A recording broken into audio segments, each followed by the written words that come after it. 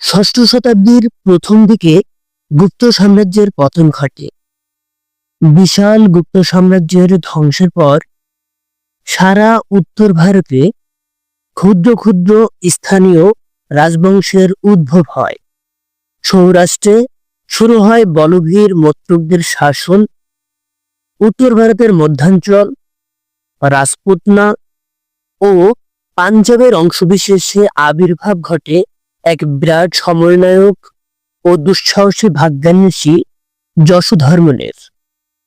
থানেশ্বরে পুষ্যবতী ও কনৌজে মৌখরী রাজবংশের শাসন শুরু হয়। মগধ ও মালব অঞ্চলে পরবর্তী গুপ্তবংশ নামে পরিচিত গুপ্ত উপাধিধারী এক রাজবংশ ক্ষমতা দখল করে। গুপ্ত উত্তরকালে সমস্ত উত্তর ভারতব্যাপী এই রাজনৈতিক অস্থিরতার প্রভাব বাংলাদেশের ইতিহাসেও লক্ষণীয়।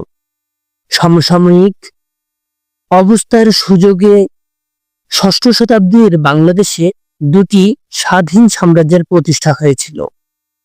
প্রথম স্বাধীন সাম্রাজ্য প্রতিষ্ঠিত হয়েছিল দক্ষিণ পূর্ব বাংলা ও পশ্চিম বাংলার দক্ষিণাঞ্চলে, এটাই প্রাচীন বঙ্গরাজ্য। আর দ্বিতীয় স্বাধীন রাজ্য ছিল পশ্চিম ও উত্তর বাংলাব্যাপী, যা সাধারণভাবে গৌড় রাজ্য নামে পরিচিত ছিল।